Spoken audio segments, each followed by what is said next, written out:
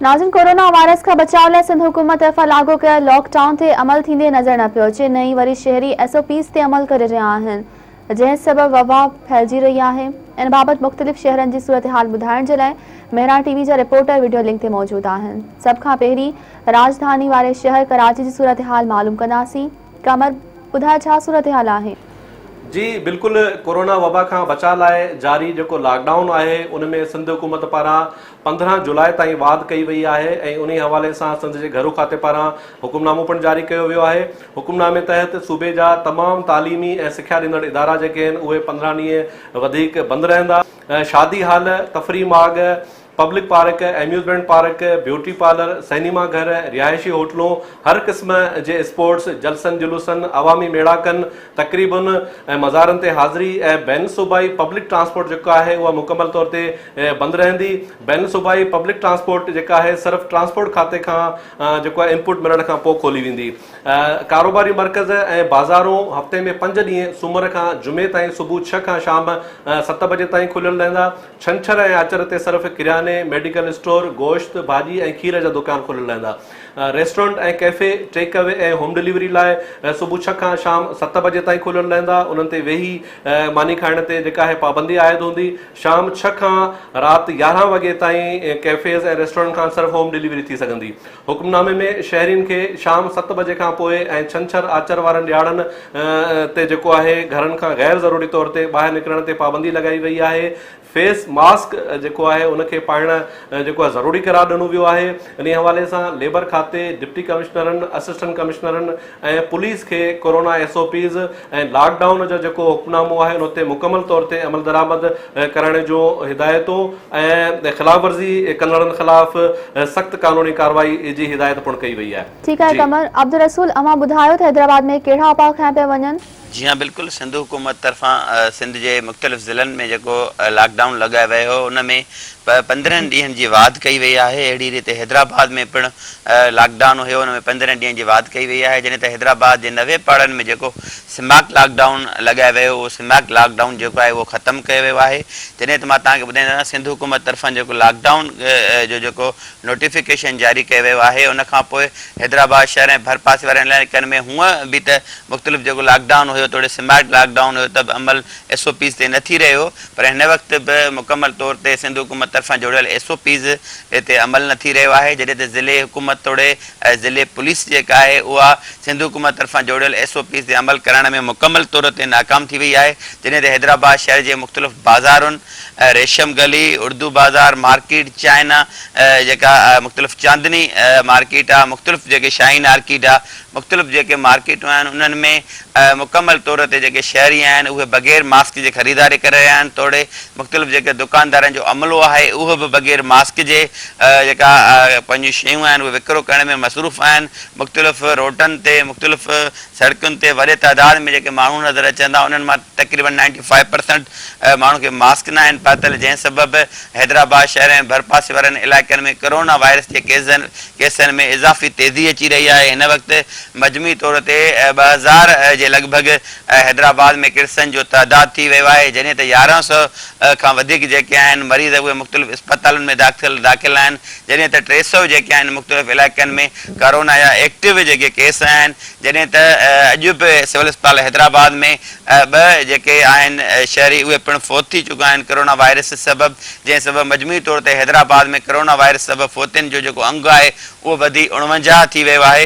जॾहिं त ज़िले हुकूमत ऐं ज़िले इंतिज़ामिया हैदराबाद में सिंध हुकूमत तरफां जोड़ियल जेके SOPs आहिनि उन ते अमल करण में मुकम्मल तौर ते नाकाम थी वई आहे। जॾहिं त ज़िले हुकूमत इहो फ़र्ज़ु आहे थिए थो त मुख़्तलिफ़ सिंध हुकूमत तरफां जोड़ियल जेके SOPs आहिनि उन ते अमल कराए वञे। जॾहिं त राति जो देरि ताईं शहर जा जेके मुख़्तलिफ़ इलाइक़ा आहिनि, लतीफ़ाबाद 8 नंबर आहे, लतीफ़ाबाद 6 नंबर आहे, कासिमाबाद आहे, मुख़्तलिफ़ हटड़ी बाईपास आहे, उते क़ाइमु जेके वॾा होटल आहिनि उहे खुलियल आहिनि। उते बग़ैर मास्क जे, बग़ैर कंहिं सोशल डिस्टेंस जे वॾे तइदाद में नशारी राति जे टाइम ते वेही खाधो बि खाइनि था ऐं वॾे तइदाद में माण्हू उते जमा थियनि था। माण्हुनि जी जेका पीउ जेका आहे उन होटलनि ते मितल आहे, पर कई भेरा इंतिज़ामिया खे आगाह कयो वियो आहे, पर इंतिज़ामिया उहे होटल्स बंदि कराइण या मास्क पाइण या मुख़्तलिफ़ जेके सिंध हुकूमत जुड़ियल SOPs आहिनि उन्हनि ते अमल कराइण में मुकमल तौर ते नाकाम थी वई आहे, जंहिं सबबु हैदराबाद शहर ऐं भरपासे वारनि इलाइक़नि में कोरोना जो वायरस जा जेके मरीज़ आहिनि उन्हनि में तमामु घणी तेज़ी अची रही आहे। ऐं हैदराबाद सिंध जो ॿियो नंबर वॾो शहर आहे। हैदराबाद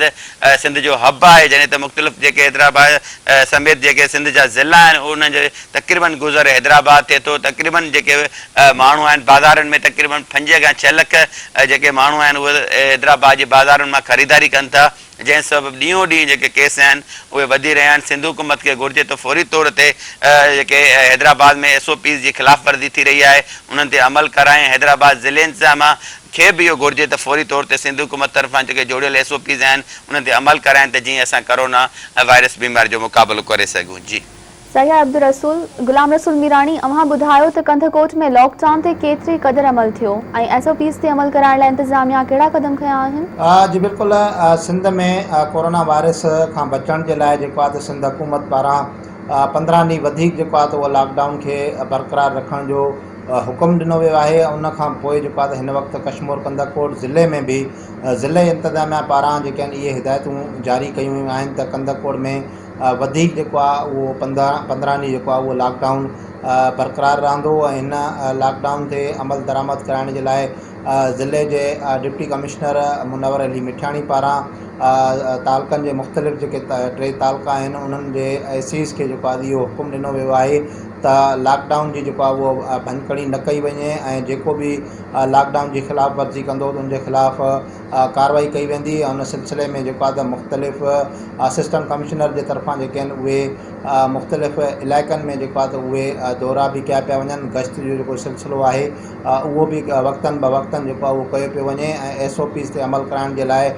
हिदायतूं बि जेके आहिनि उहे जारी कयूं पियूं वञनि। वक़्तनि ब वक़्तनि जेके आहिनि उन्हनि खे आगाही बि फ़राहम कई पई वञे। ऐं हिन वक़्तु जेको आहे सूरत हाल इहा ई आहे त कंदकोट में जेको आहे त SOPs ते अमल दरामद कराईंदे जेको आहे त उहो का अहिड़ी शइ नज़र न पई अचे, छाकाणि त हितां जा जेके माण्हू आहिनि उहे SOPs ते अमल न पिया कनि ऐं सरेआम जेकी आहे उनजी ख़िलाफ़ वर्ज़ी कनि पिया, छाकाणि त हिते को समाजी जेकी विथी आहे उन ते बि अमल नथो कयो पियो वञे। ऐं उन सां गॾोगॾु जेको मास्क जो इस्तेमालु आहे उहे सरकारी इदारनि में याने डिप्टी कमिश्नर ऑफिस में SSP ऑफिस में या उन खां अलावा जेको आहे त अदालतुनि में जेको आहे त मास्क जो जेको इस्तेमालु आहे उहो कयो पियो वञे, पर शहर में जेको आहे माण्हुनि पारां मास्क जो इस्तेमालु जेको आहे उहो घटि कयो पियो वञे। ऐं हिन वक़्तु जेको आहे त कंदकोट कश्मीर ज़िले में अंदरि कोरोना वायरस जा जेके केस आहिनि उहे तक़रीबन 311 खां जेके आहिनि उहे वधीक आहिनि ऐं उन में 100 खां वधीक सिहतयाब थी चुका आहिनि, जॾहिं त 5 जेके इंसानी जानियूं आहिनि उहे कोरोना वायरस में मुब्तला थी करे उहे जानियूं जेके आहिनि उहे ज़ाया थी चुकियूं आहिनि। उन सां गॾोगॾु जेके कोरोना वायरस में जेके मुब्तला माण्हू आहिनि उहे पंहिंजे घरनि में आइसोलेट थियल आहिनि। ऐं हिन वक़्तु जेको आहे त कंदकोट कश्मीर ज़िले जे मुख़्तलिफ़ जेको शहर आहिनि नंढा वॾा उते जेको आहे त माण्हुनि जी हिकु वॾी रश जेकी आहे उहो मौजूदु रहे थी ऐं उते जेको आहे त कारोबार जेके खुलियल आहिनि उते जेको आहे SOPs ते अमल कंदे माण्हुनि खे घटि ॾिठो पियो वञे। ऐं जेकॾहिं इन एहतियाती तदाबीर ते जेको आहे अमल जेकॾहिं माण्हू न कंदा त उन में कोरोना वायरस जो जेको ख़दशो आहे उहो वधीक ज़ाहिर कयो पियो वञे। जी अव्हां सभिनी जी महिरबानी। नाज़रीन, हाणे बुलेटिन में शामिल करियूं पिया ॿियूं ख़बरूं।